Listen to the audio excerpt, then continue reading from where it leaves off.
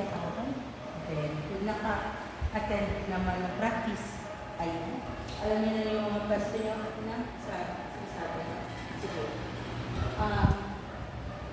Naggawa tayo ng remedial class para dun sa mga gusto sa akin ng lesson na hindi natindihan. Pero ang alam ko kayo na yung complete attendance, very, very good kasi mas gusto nyo pa matulog. Tapos ngayon, kasama natin si Ate Faye. So may papuluhan na si Ate Faye. Minsan gagawin natin kasi parang meron din tayong mga activities na na. Sige, very good. Okay. So ako yung nakita na dito, nag-observe kasi nag-research ako ng parang tungkol sa education kasi yun yung course ko sa college. So thank you so much for your time. So ako yung gumawa ng PPT na ito based sa mga dati nating lessons with Ma'am Mary at saka yung mga ibang catechist sa home care. So ngayon, si Ma'am, video tayo ni Ma'am. Pero may i-blur ko naman yung mga mukha ninyo. So this is just for my research kasi required ng thesis advisor natin. Okay. So ito-cover natin topics today, ang pinaka-maraming may mali dun silang test. So ito ay 10 utos ng Diyos, dignidad ng tao, proseso ng kumpisal or confession, at saka yung proseso ng communion or communion. So, ayan, maraming akong hinanda ng mga activities. So, sana mag-participate kayo. And, thank you and enjoy your learning. Memorization mo ba yung mga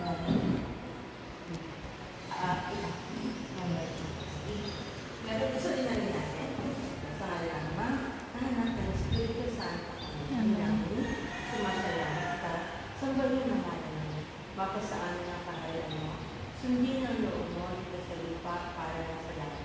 Bigyan mo kami ng aming kakanin sa araw-araw at patawarin kami sa aming mga sala para ng pagpapatawa namin sa nakakasala sa amin. At huwag mo kami itong sa tukso, diyan mo kami sa lahat ng masama. Amen.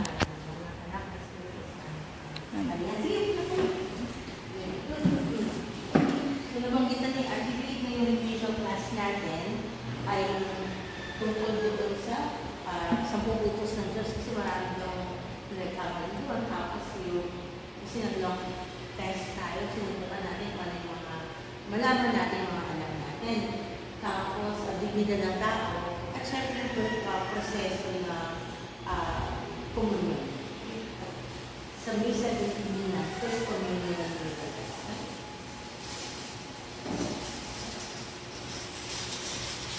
Ayan. Stretching daw muna tayo. Paano ba stretching? Ano ba stretching? Sige tayo muna tayo. Ganun lang. Sa side. Sige. Gagawin tayo. Ayan. Stretching. Yan. Parang wag natin itong kamay na ganyan. Shake, shake, shake naman. Tapos, count tayo ng 8, ha? So, 1, 2, 3, 4, 5, 6, 7, 8. Reach up. Ayan. Sige. Tapos ganun din. 1, 2, 3, 4, 5, 6, 7, 8.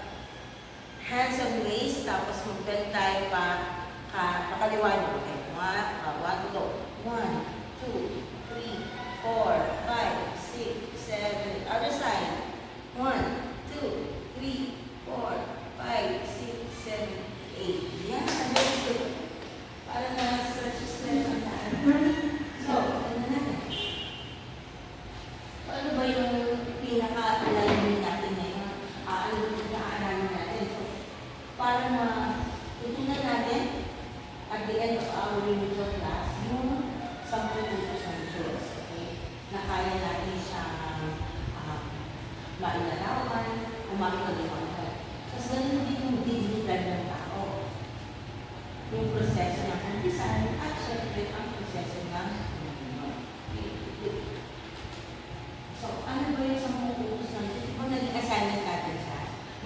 Nakaalala ba kayo? Sige nga, isa dyan lang yung nakaalala ko sa 10 Diyos. Ano naaalala mo? Mas 10 yun. Sa para sa'yo, ano yung natatandaan mo? Ano yung natatandaan mo? Mahalin ang Diyos na higit sa lahat. So, unang-una, very good, number 1 yun.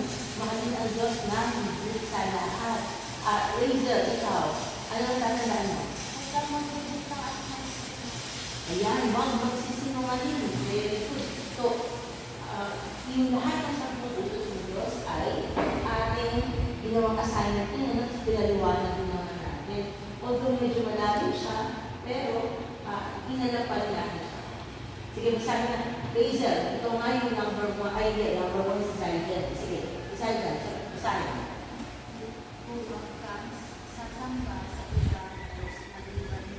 Very good. Rachel.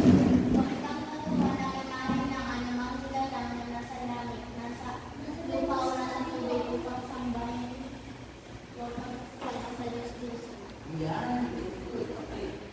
Sabi na kayo dalawa. Sige, Sargent, number 3.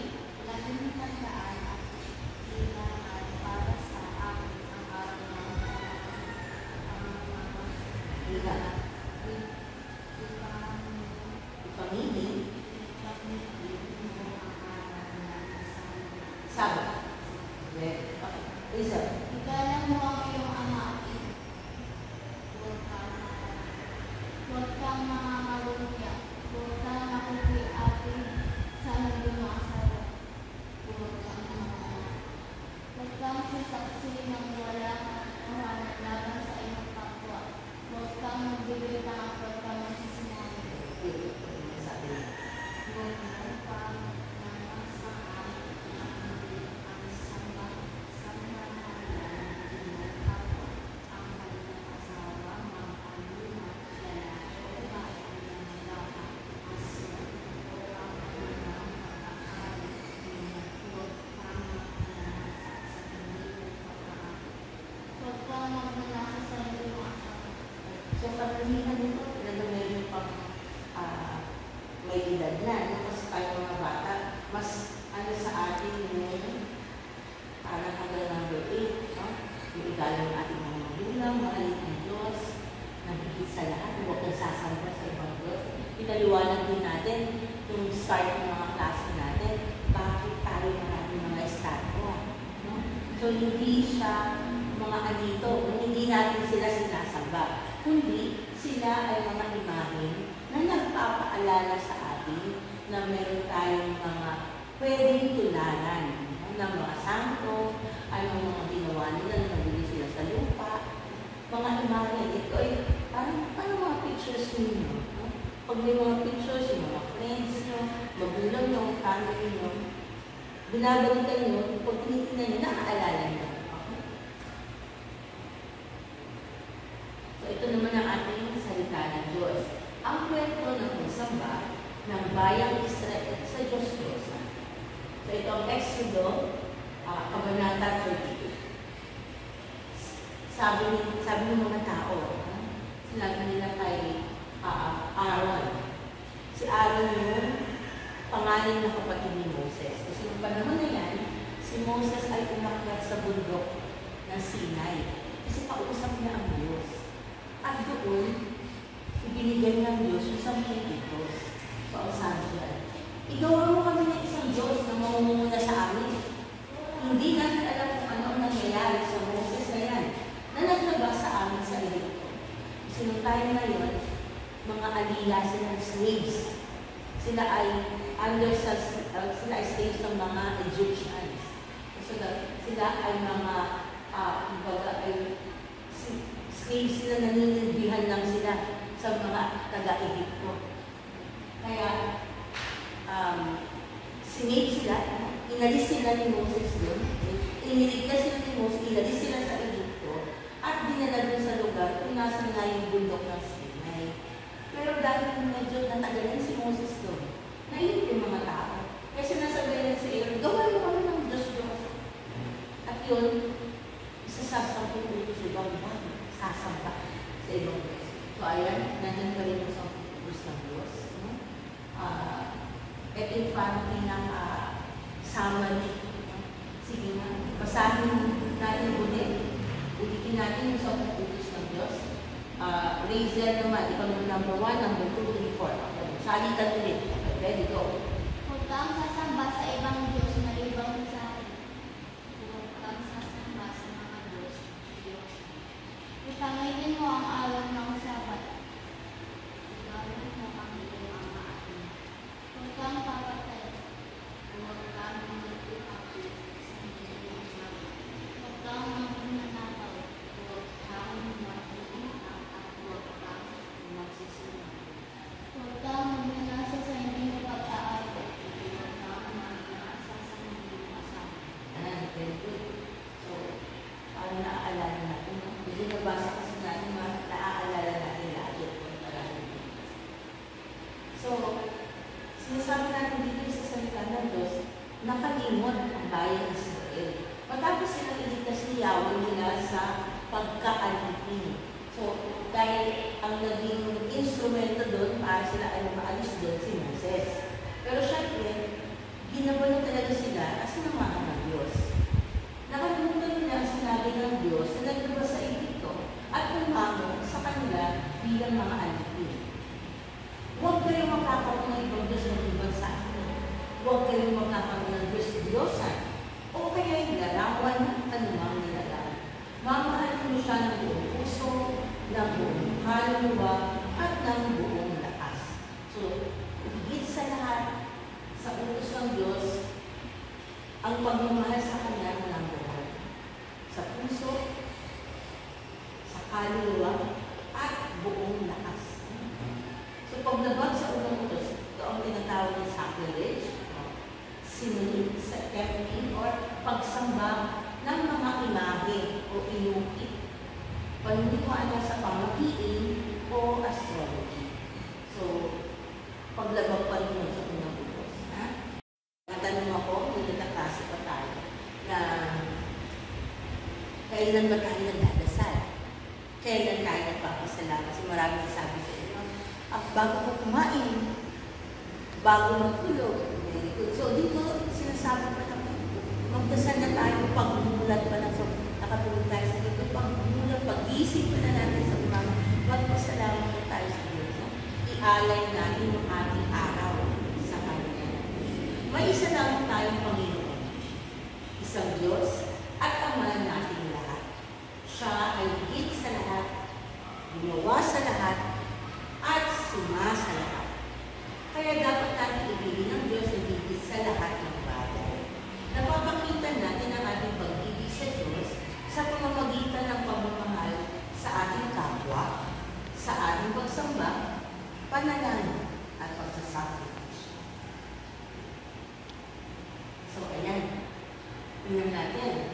Hulaan kung alin sa mga 10 utos ng Diyos ang pinapakita sa larawan. May ipaliwanag ang pag-unawa mo dito. So, number 1, sa tingin nyo ano yan? Ito yung 10 utos. Ano kaya dyan yung tinutukoy yung number 1? Ano ba yan usually? So, may araw, may mga simbolo. Saan nyo ba nakikita yan? Razer, may idea ka? Saan yan? Sa tingin mo ano? Ayan, huwag sasamba sa ibang Diyos. Bakit ano ba yung number 1? Ano ba yung number 1? Maraming elemento. Yan yung astrology. Yung naniniwala sa mga horoscope. Ayan. So, ayan yung mga elemento. May mga elemento. Sige, so try mo. Number 2. Ano kaya yung number 2? Ay, yan. Very good. Kita-kita. Saka, ano po siya? Naka-shades. Saka, kita-kita sa pinuha niya. Wala mong pera naman yun. Ano? Okay. So, number 3. Ano kaya yung number 3? Huwag ka magsisinungaling. Bakit? Bakit kaya? Bakit huwag ka magsisinungaling sa number 3? Ano ba yung pinapakitang picture? Mahaba ang ilaw pag nagsisinungaling. Anong story yun? Ang galing! Very good, tama. Istorya ni Pinocchio, habang nagsisinungaling siya, umahaba yung ilong niya. No? Very good, ang galing. Number 4. Yan, very good. Huwag kang papatay. Bakit ano ba itsura ng picture? Ano yung ibig sabihin niya? History po konti. Ano na? Death. So, mapapansin niyo ito sa mga lason. Simbolo siya ng lason. So, ano ba ang lason? Pumakatay. Pamatay ng tao. Okay? So, pag uminom ng lason, o kaya may inom pa ng lason, gawin yung mga story, no? Yung mga telenovela, yung mga makulong natin, okay? Yung magkakaroon ng lason, patay. So, huwag kang papatay. At saka yung simbolo ni death, Deadpool. Yung Deadpool, yung parang palabas din na, so, hindi ko sabi kung superhero nga siya, pero isa sa palabas ng Marvel. DC ba yun anak ng Marvel? Marvel. Marvel. Very good. So, ano yung number 5? Ano yung number 5? Zayja. Manalangin. Nasa kaya yan. Pag nananalangin, yung nasa gitna, ano yung itsura niya? Para siya, yung damit niya, mukha siyang ano? Mukha siyang ano? Saan ba nakikita yung ganyan? May cross, tapos may pastel candle. Father. O, isa siyang pari. No? So, tama na lang yung mananalangin. Pero sa 10 utos, pang-ilan siya? Pang-ilan siya sa 10 utos? Number? Very good, Rachel. Ipangirin ang araw ng Sabat. Yan yung araw ng tayo ay nagsisimba. No? Yung binibigyan natin yung araw na yun sa Diyos. At sa ating bilang mga Katoliko, Sunday ng ating pagsamba. No? Ng ating misa na inaaral. Very good, ang kanya. Ano ulit ang unang utos? Mahalin ang Diyos ng higit sa lahat. Okay. So ano po? Ito naman, next ano natin is dignidad. So okay na tayo sa utos. Malinaw sa atin. Very good. Ang galing yung pag-alam nyo sa mga symbols. Okay. Dignidad. Ano ba daw ang dignidad? Ano ang dignidad? Sige nga, yung unang bullet, Razor. The importance and value that a person has that makes other people respect them or makes them respect themselves. Cambridge Dictionary. Yan.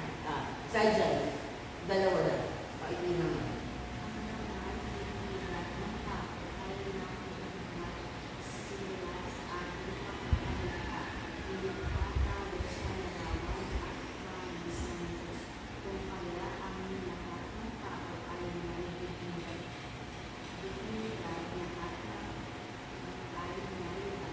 Ang lahat ng tao ay at ito.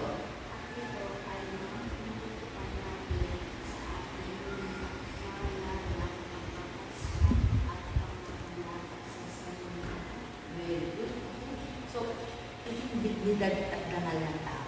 So, dito sa picture natin, ano ba nakikita natin? Pagmamahal sa matatanda, sa nakatatanda, usually lolo at lola. No? So, kahit sila ay may edad na, pinapakita natin ang ating respeto sa kanila. Kasi pagmamahal, kaya yung pagsagot natin ng po at opo. Hindi tayo magdadabog, hindi natin sila sinisigawan. Bagkus, sumusunod tayo kung ano yung sinasabi nila. At yun ay pagpapakita ng respeto. At ang sinasabi nga dito, ano ang halaga, importance and value, halaga ng tao, na meron siya. So kahit medyo may edad na, at kahit anong edad, actually, sa edad mo, mas maganda sa inyo, mas baka sa inyo, lahat ng tao ay may dignidad. So lahat sila may halaga. Kaya napaka-halagang marunong tayo ng respeto. Para tayo din ay respetuhin. Ano lang yung sinasabi nila, give and take. Kung ano ang ibinibigay mo, yun din ang ibabalik sa'yo. Kung meron kang pagmamahal, ibabalik din sa'yo. Ha? So, sabi nga diba, yung binasa ni Isaiah, nilikha tayo sa larawan at wangis ng Diyos. So tayo bilang nilikha ng Diyos ay may dignidad. Kaya kailangan aalagaan din natin ang ating sarili at mamahalin din natin ang ating sarili. Ha? So, and God said, let us make man in our image according to our likeness. At inigaling sa Genesis 1:26. Okay. So, ano ba daw ang halaga ng dignidad? Sige, Rachel, personal life, basta. Tayo ay natatangi bilang tao. Tayo ay may dignidad dahil tayo ay tao at hindi lamang isang bagay. Okay.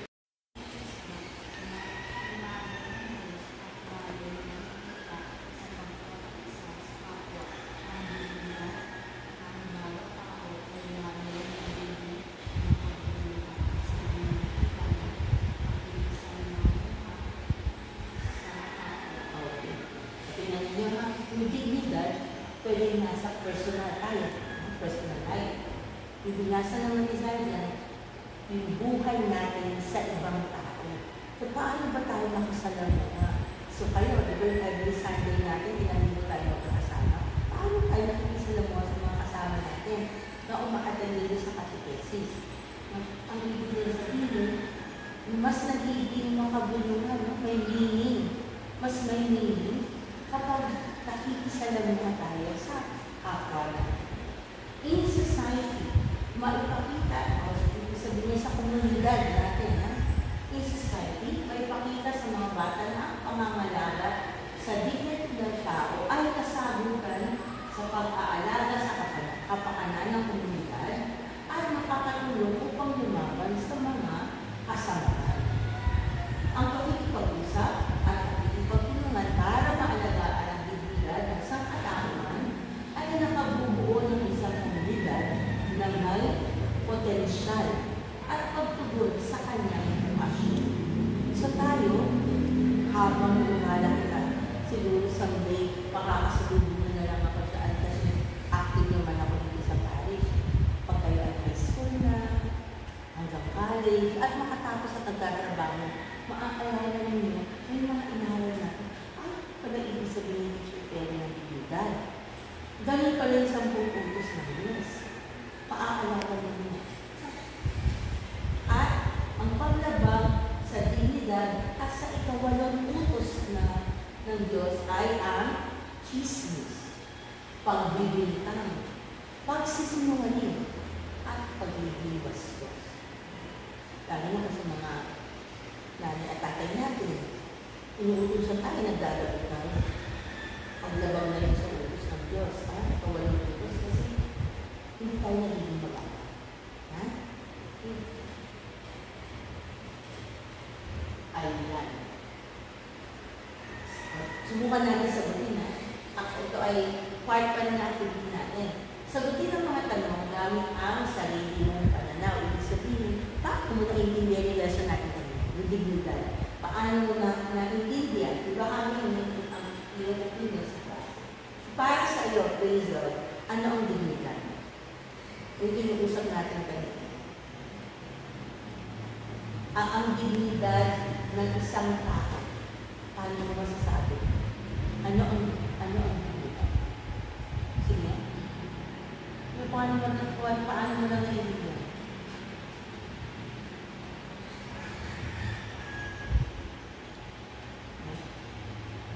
Isaiah, para sa iyo, ano yung dignidad? O tutulungan? Kasi makakatulong tayo sa komunidad. So, para ang din yun, para mapahalagahan natin ang dignidad sa ating komunidad. Rizal, ano mo naiisip? Bukod doon, nakikipagtulungan, nakikisalamuha tayo sa ating mga nakatatanda. Ano ginagawa natin? Ayan, very magalang. Kasi pag magalang tayo, pinapahalagahan natin kung ano ang halaga nila. Mahalaga sila para sa atin, kaya tayo gumagala. Hindi natin sila pinapasas. Ha? Okay. So, sabi dyan, bakit ba natin kailangan i-respeto ang isa't isa? Bakit ba natin kailangan igalang? Rizal, sinagot na niya, pagiging magalang. So, tingin mo, Rizal, bakit natin dapat igalang ang isa't isa? Ano ba ang mangyayari pag ginagalang natin? Or pag hindi natin ginagalang? Sa tingin mo, Rizal? Ano yan? Matutuwa si Jesus. Pero sa tingin mo, bakit? Bakit matutuwa si Jesus? Kapag tayo ay gumagalang sa isa't isa.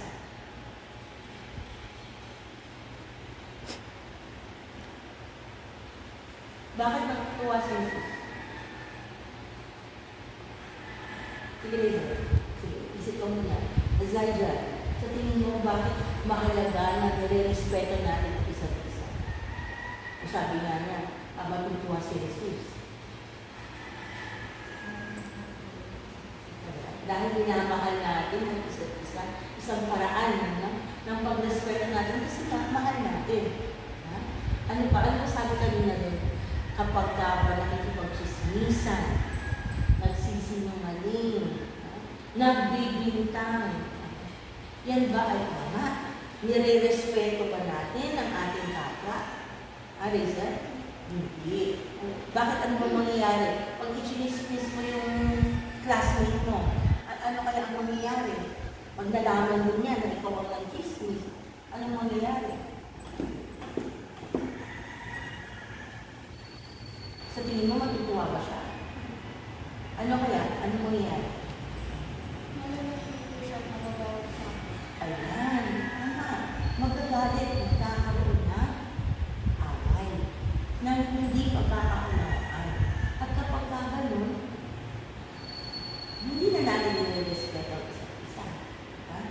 Kung nagagalit na siya sa'yo, o kung ikaw man, may narinig ka rin ganun sa ibang classmate, o kaya minsan nagagalit na rin tayo, nawawala na yung paggalang. Ano sabi niya? How do we honor our dignity and the dignity of others?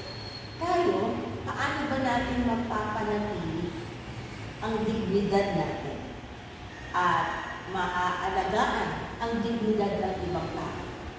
At Rizal, sa tingin mo, paano mo sa sarili mo maaalagaan ang dignidad mo at dignidad din ng ibang tao? Para sa'yo, ano pwede mong gawin? Tutulungan sila. Pag nangangailangan, tutulungan. Elijah, ay ano pwede natin magawa para mapangalagaan natin, mapahalagahan natin ang ating dignidad at dignidad ng kapwa?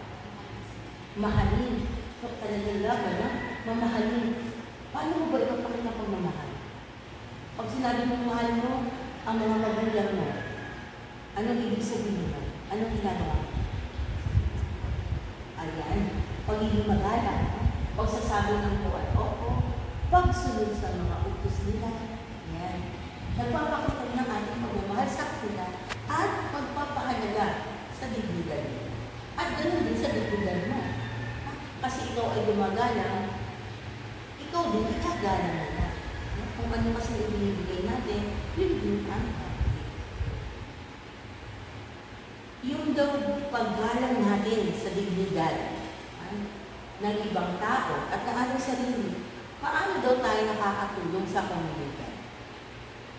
Paano natin natutulungan ang komunidad? Kanina may mga sinasabi na kayo, tutulungan natin. Paano natin kaya maipapakita yun? Sadya, paano tayo nakakatulong sa komunidad?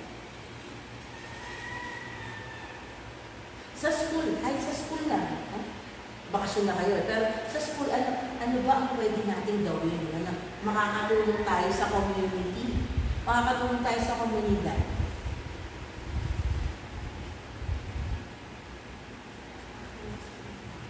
Paano tayo tutulong sa ibang tao? Katulad ng, paano tayo anong paraan ng pagtulong natin sa ibang tao? Ayun. Pag may matandang tatawid, eto ulit kasi bata pa kayo. Pag may matandang tatawid, anong gagawin natin? Tatawag tayo ng mas matanda sa atin. Hihingi tayo ng tulong. Yan, very good yun. Ha? Pero huwag kayo ang mag-aakay sa matanda, kasi bata pa rin kayo. Tatawag tayo ng pwede tumulong. Kasi hindi ka din pagkanila. Kasi bata pa kayo. Pero pagka kayo ay nasa edad na, 18 years old and above na kayo, pwede kayo tumulong sa mga pinapagod. At very good naman. Rachel, ano pag ibang pwede?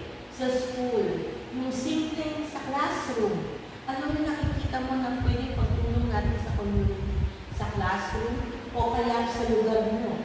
Tutulungan sa teacher mag-linis. Ayan, very good. Tutulungan sa teacher mag-linis. Isang tulong doon, pwede tayo mag-walis. Pwede rin na kapag nasa daan tayo, may nakita tayong basura, pwede natin pulutin at itapon sa basurahan. Ang laking bagay na nun para sa ating komunidad. Pwede rin. So, yung kumpisal, nagkumpisal ako kahapon. Tinatanong ko lang, ano yung pakiramdam? Hazel, nung nagkumpisal ka, anong naramdaman mo? May unting ka ba? Ano yun? Unting ka ba? Medyo may kaba. Konting kaba. Pero bait naman si Father. Kinakabahan ka dahil hindi mo ba masabi o kinakabahan ka lang talaga? Kinakabahan ka talaga. Pero nagawa mo naman. Very good. Ikaw, Zalita, anong pakaramdam pa? Pareho din. May konting kaba din. Pero nasabi din naman kay Father. Very good naman. Siya din, lahat tayo doon. Ako din. Pag napupumisan, tanda ko na. Pero kung napupumisan din ako, parang may kaba pa rin. Pero ang sarap sa pakiramdam, matatapos. So, dahil napupumisan na kayo, at pag-first communion tayo sa Saturday, pwede na natin gawin yun every time na meron kang isay na parokya. Pag naramdaman mo gusto mo mag-umpisan, pwede din. Kasi sinasabi ni Father, araw-araw may confession, pwede mag-umpisan pagkatapos ng misa. So, pwede na natin gawin yung regular din. Mas mapapalago natin ang ating faith. So, sa kumpisan, ilan nga sakramento natin? Ilang meron sakramento ang ating katolikong paniniwala? Ang ating Catholic faith, ilan ang ating sacraments? Nabanggit natin yan actually. Hindi na natin masyadong pinalalim. Pero ilan ang sacraments na? Naalala niyo ba? Naalala niyo ba? Kandiyan. Meron tayo 7 sacraments. Nung baby kayo, na-receive nyo na yung una. Ano yun? Binya? Okay. So, yun yung unang sakramento na binibigay sa atin. So, baby pa lang tayo, bibinyagan tayo para maging bahagi ng Christianism. Para tayo ay maging Kristiyano. Kaya usually, pag kayo ay umaaten sa binyag, yung cake, ang nakalagay na, welcome to the Christian world. No? So, yun yung una. Ngayon, kayong dalawa, na-receive nyo na rin, natanggap nyo na rin yung pangalawang sakramento. At yun ang sakramento ng kumpisal. Ang tawag natin, Sacrament of Reconciliation. Yung pagbabalik loob natin sa Diyos. So yung pangalawa na kuha na nila. Sa Saturday, sa May 17, magtatanggap naman ninyo ang pangatlo ninyong sakramento. At yan ang Holy Communion. Yung Holy Eucharistic Messiah. Ang Eucharistia. Banal na Eucharistia. So sa sakramento ng kumpisal at pagkakasunod, so yung confession and reconciliation. Pagkakasundo ng reconcile tayo. Ang tao ay may kusang pagsusuri ng good deed. Kaya naalala ninyo, bago tayo maghiwalay, bago mag-Holy Week, di ba may 2 linggo tayong pinagkita. Tapos sabi ko, sige, ililista niyo yung mga kasalanan mo. No? Pinalista ko sa notebook mo. Bakit? Kasama na yun yung parang examination of conscience. Pagsusuri ng buti. Ano nga ba ang nagawa ko? Ano ba yung naging kasalanan ko? Sa kumpisal, ano ba sasabihin ko? So, nagsisisi ng buong puso, nasasabi ang kasalanan ng may ganap na pagpapakumbaba at mabungang kasiyahan. Ano bang ibig sabihin na pagpapakumbaba? Inaamin natin na tayo ay nagkasala. Ano ba ang pagpapakumbaba? Pagiging humble. Hindi tayo nagiging mayabang. Ano? Ay, hindi na ako umubukisan. Mabalik naman ako. Wala naman ako kasalanan. Alam na ng Diyos yan. Hindi ganun. Hindi ganun ang attitude natin. Kapag tayo nag-uumpisal, ipinapakita natin ang ating pagpapakumbaba. Nagiging humble tayo. At ang bunga na, yung pakiramdam na yun, siguro hindi pa masyado nararamdaman kasi first time na yung pag-confess. Pero may pakiramdam na masaya. Nasabi ko yung kasalanan ko.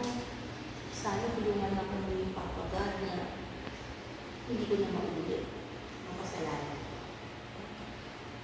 Dahil bata pa tayo, marami pa tayo yung pagkakataon na dapat magbago. So, dapat lagi lang tayo mapagpakumbaba. Lagi lang tayo humble. Huwag tayo malapang. Lalo na sa harapan ng Diyos. Mahalaga ang pagsisisi ng isang taong nagkasala. Ang pagsisisi ng may sala ay mahalaga sapagkat nararamdaman niya ang hirap ng pagdurusa ng konsensya at maghahangad na hindi na siya muling gagawa ng kasalanan. So, pag tayo nakakuha ng kasalanan, nagsisisi tayo, nagpapakumbaba tayo para magsisi. Pag may kagalit ka, iba-iba yung pakiramdam. Pag alam mo nag-away kayo ng kapatid mo, o kaya ng pinsan mo, o ng alam mo, iba yung pakiramdam. Kapag may kaaway, o kaya may samahan ng loob, iba pa ang bigat-bigat sa pakiramdam. O kaya, napagbintangan ka, hindi naman ikaw yung may kasalanan. Sinabihan ka ni teacher, ikaw ang ingay-ingay mo. Ito ang pinagsabihan. Pero hindi naman ikaw ang nanguna. Nagkataon lang, ikaw yung nasasalita ng kanya, pero yung kaklase mo talaga, ang unang nag-iingay. Pinagsasabihan niya siya na huwag siyang maingay. Ikaw ang napagbintangan ko ni teacher. Sumama ang loob mo. Nainis ka sa kaklase mo. At nainis ka rin kay teacher kasi unfair. Pero, sa isang banda, mas mabuti na tayo ay nagpapakumbaba. Kung may kaklase tayo, gano'n, ikaw na napagalitan, ikaw na lahat. Mahinahon pa rin. Kalmado pa rin tayo dapat. Huwag tayong magiging mayabang, huwag din mananakit, huwag magiging violente. Nakakapit kasi yun kami. Tapos bigla mo na lang sasaktan. Huwag ganun. O kaya ikaw, aalagaan mo sa sarili mo. Pag may ganun kang kaklase, o kalaro, o kaibigan, na napigon, tapos gusto mo na tumayo ka, para hindi ka masaktan. Huwag naman na ahayaan mo lang siya na, ay, kaibigan ko naman siya, sige, okay lang saktan niya ako. Huwag ganun. Kasi kailangan alagaan mo yung sarili ko. Kasama sa dignidad ng tao. Anong sabi doon? Sa Genesis. Tayo ay nilikha na kawanis ng Diyos. Kawanis at kalarawan. So, kailangan sa ating dignidad bilang tao, aalagaan natin sa sarili natin. Huwag din natin nahayaan ng iba, masaktan tayo. Okay?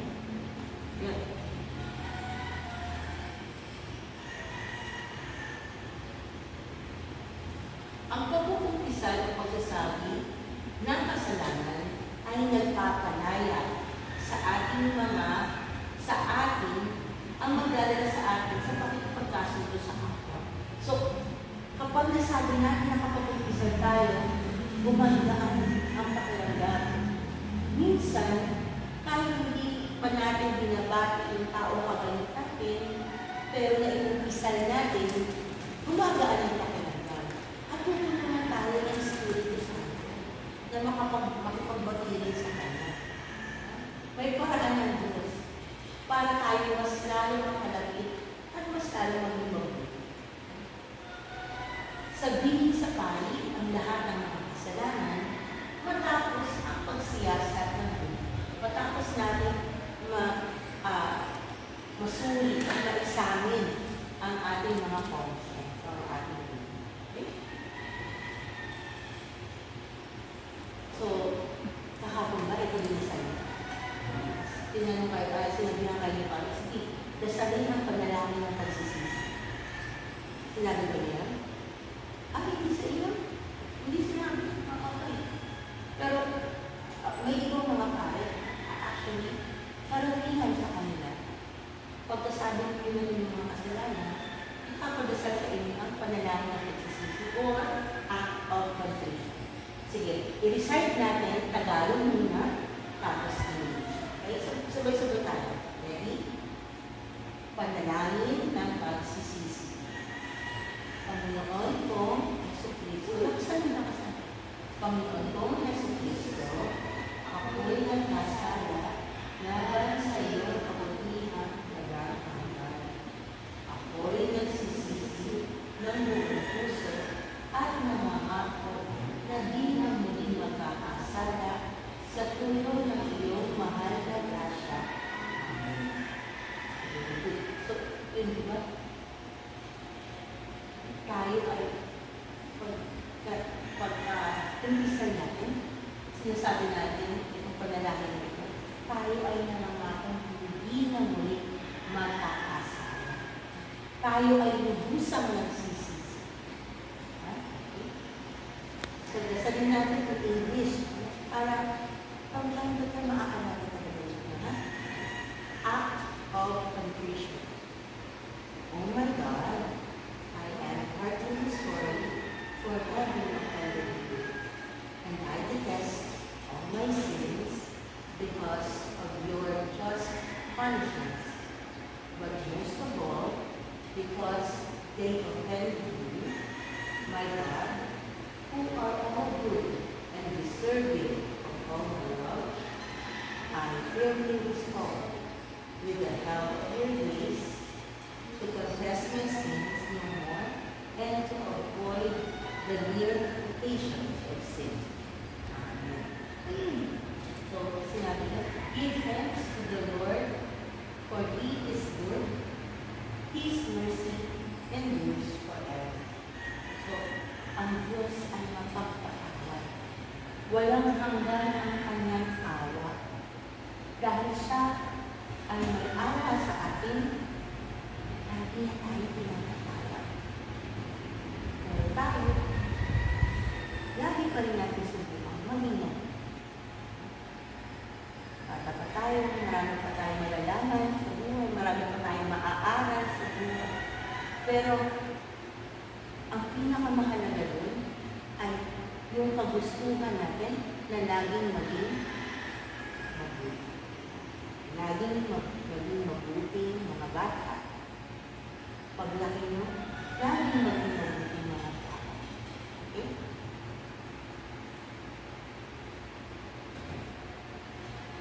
Ay, wait lang ma'am. Daan ng pagkakasundo ng makasalanan sa Diyos at sa simbahan. Kaya naman tayong mga Katoliko ay obligadong ikumpisal ang lahat ng ating mabigat na kasalanan. Ibinumungkahi ng simbahan na gawin ito isang beses sa isang taon. Dapat din mamumpisal bago tumanggap ng banal na komunyon, lalo na kung nakagawa ng mabigat na kasalanan. Ang pamumpisal ay nagsisimula sa paghahanda, maglaan ng panahon upang mainanda ang sarili bago mamumpisal. Simula ng masusing pagsusuri ng budhi sa pamamagitan ng isang panalangin. Pagnilaya ng naging pamumuhay mula noong huling pamumpisal hanggang sa kasalukuyan. Makatutulong sa pagninilay kung babalikan ng 10 utos at ang iba pang turo ng simbahan. Alalahanin ang mga naging hindi pagsunod sa mga ito at alamin kung gaano kadalas at kalubha ang naging pagkakasala. Pagpasok sa kumpisalan, tanggapin ang pagbabasbas o pagbati mula sa pari. Mag-krus at sabihin ang mga sumusunod. Basbasan po ninyo ako, Padre, sapagkat ako'y nagkasala. Ang huli kong mabuting pamumpisal ay noong. At mula noon, ito po ang aking mga nagawang pagkakasala. Sabihin sa pari ang lahat ng mga kasalanan, kasama na rin kung ilang beses ito nagawa at kung kaano ito kalubha. Maaaring tapusin ang pamumpisal sa pagsasabing, pinagsisisihan ko ang mga kasalanan ito at lahat ng mga kasalanan ko sa nakaraang buhay. Pakinggan ang pananalita at pagpapayo ng pari. Sasabihin din ng pari kung anong penitensya ang dapat isagawa pagkatapos ng pamumpisal. Sa paanyaya ng pari, dasalin ang pagsisisi o ang act of contrition. Pagkatapos ng pagdarasal ng pagsisisi, yumuko at tanggapin ang tulong ng pagpapatawad ng pari ng buong kababaang loob at pasasalamat. Matapos ang lahat, maaari nang hisanin ang kumpisalan upang tuparin ang penitensya. Mag-alay din ang panalangin pasasalamat para sa biyayang natanggap sa pamamagitan ng sakramento ng kumpisal.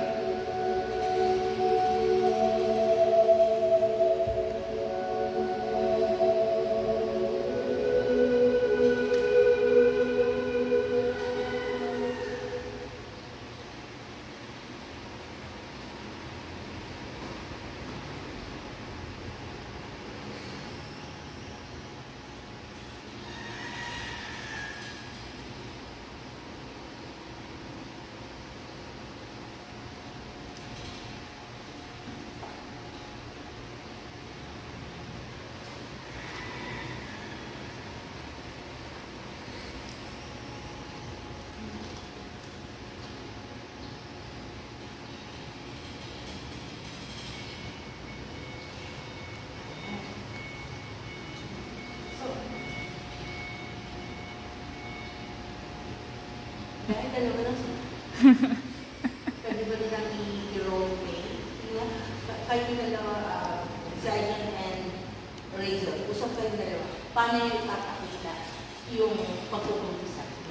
Yung ba tulad pinanood natin si Pope Francis. Pinakita niya yung paano yung proseso ng pagpupumpisa. Sige nga, kaya nyo i-role play kayo dalawa. Una natin yan. Papakita na paano yung proseso ng pagpupumpisa. Sige, usap kayo dalawa. Hindi lang namin kayo ng 5 minutes. No? So, sino ang gaganap na nag-umpisa? Sino ang gaganap na ganyan? Pag-usapan nila. Pag-usapan nila ako. Ang spiritual side.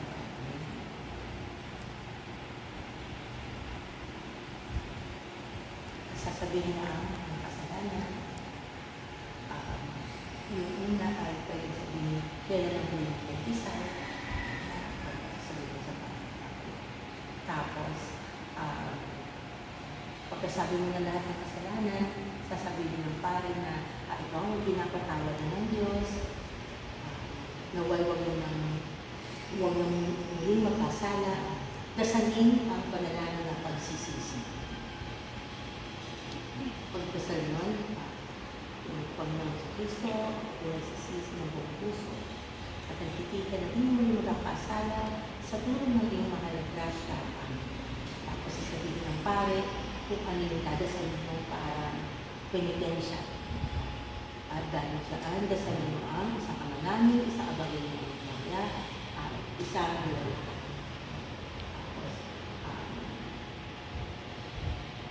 Ito ay pinakatawag na binibigay na yung absolution.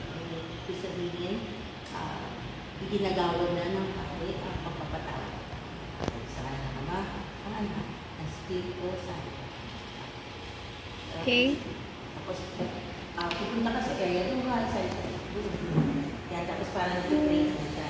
Tapos next naman si Rachel.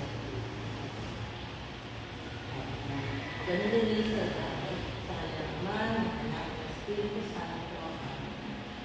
Sabihin mo yun, kailan ka mo yung isa, kasi ayaw yung kasalanan mo. Kasi sabihin mo ng Pare, ikaw ay pinakatawad namin ito sa iyong kasalanan. Dasalin ko kanilangan ng pagsisisi. Kapag ipipray mo na yun, tuloy-tuloy, tapos bibigyan ko ulit ka, ibiblaskan mo pa ako. Ama, Anak, Espiritu Santo. At papaalala mo sa kung mag-aala sa inyo. So, pupunta ka rin doon sa kung sa may penitent area. Ibig sabihin doon kayo nagdadasal ng inyong mga penitensya. Sige, isa pang kung ano doon, para alam na doon siya nagpunta. Sige, ko yun. So, gano'n lang. Gano'n yung proseso natin, ng kumpisa. Okay, thank you. Thank you. Ayan na. So, yung pinaka-catechesis natin kung bakit tayo ma-attend ng every Sunday class natin. So, sabi John 6:35-51, Jesus said to them, I am the bread of life. Whoever comes to me shall not hunger, and whoever believes in me shall never thirst. But I said to you that you have seen me, and yet do not believe. All that the Father gives me will come to me, and whoever comes to me, I will never cast out. For I have come down from heaven, not to do my own will, but the will of him who sent me. And this is the will of him who sent me, that I should lose nothing of all that he has given me, but raise it up on the last day. For this is the will of my Father, that everyone who looks on the Son and believes in him should have eternal life, and I will raise him up on the last day. Kung maalala niyo yung ating lesson ng creation, sinimula natin na tayo ay nilikha ng Diyos. Pero, dahil tayo ay nagkasala, ginanarin natin yung kasalanan original ni Eva at Adan. Ipinadala ng Diyos ang Diyos Anak. Nagkatawang tao, namuhay na parang katulad natin, nakaranas ng hirap, lumaki din siya. At nung siya ay natapos sa kanyang misyon ng pangangaral, siya ay nagsakripisyo. Siya ay nagsakripisyo ng kanyang buhay para iligtas tayo na sa ating mga kasalanan. Kaya sinasabi niya, sabi natin, ang buhay natin dito sa lupa, bakit ba may mga namamatay, may nauuna na mawala. Pero naniniwala tayo na tayo mabubuhay muli sa kaharian. Kaya, habang narito tayo sa lupa, itong buhay na meron tayo ay maging mabuti. Nandoon kanina na paulit-ulit natin yung binabasa at nasasabi yung 10 utos ng Diyos. Para meron tayong gabay habang sa pagtanda natin, habang lumalaki tayo, yun ang ating susunod.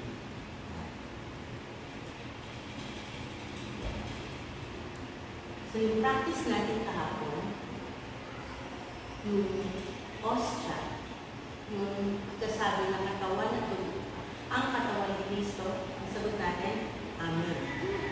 Ano ba ibig sabihin ng Amen? I believe. Yes, naniniwala ako. Ganun.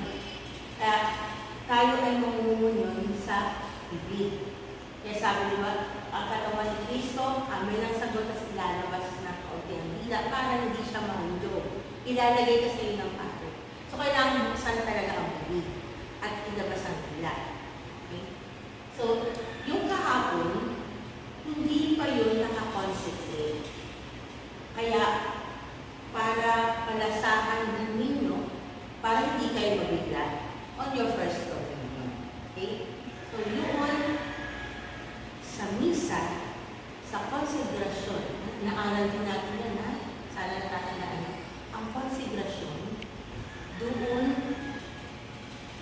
nagiging katawan at dugo ni Kristo, yung tinapay, yung hostia, at yung kalat. Yun, sa misa, yun ang nangyayari. Kaya tayo yung naniwala, kaya yung sagrado, sacred, ang nangyayari ng pag-misa. Kaya ano, sinasabi na, stand straight, pag nakaupo, huwag naka-lupay-lupay na gano'n. Sit straight, stand straight, tayo ay nasa misa. Okay? Maaaring tanggapin ang komunyon sa kamay o kaya naman ay diretsyo sa bibig. Sa atin, practice na natin, lahat tayo sa bibig. Okay? So, ito ay paliwanag kung paano.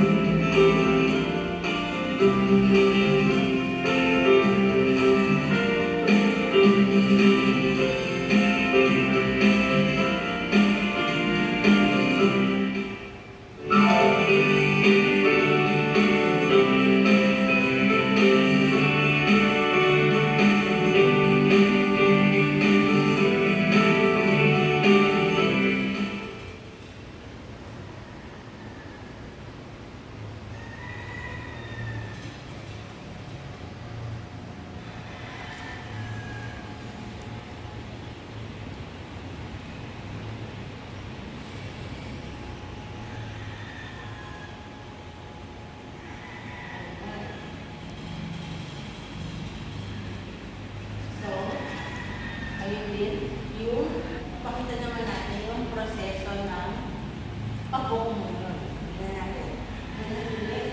Ito tayo kayo dalawa. Teka lang. Check natin kung meron kami. Ang meron naman. Ang katawan ng Kristo. Amen. Ulit. So, pila tayo dahan-dahan. Tapos, sabi nga ang katawan ni Kristo. Ang katawan ni Kristo. Okay. Okay. Very good. Alright.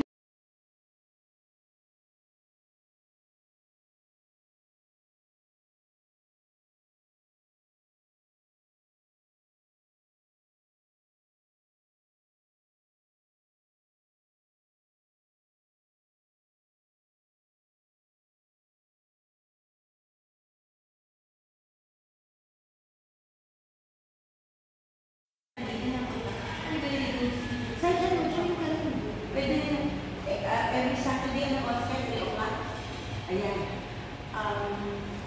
Devotion naman po. Minsan 4. Devotion naman din. Tapos, pag si Father Kelly na nag-isa sa atin, iimbitahan niya kayo para papayagan niyo yung mga edad niyo na mag-sacrifice. Ayun, nag-serve din sa altar. Papayagan niyo yun. Pwede rin kayo sa choir. At kung maganda ang mga boses, o gusto nyo mauna yung mga boses, meron tayo yung children's mass, like children's choir. Kaya na, maaga talaga sila na practice. Every Sunday, 1 o'clock na talaga sila. No?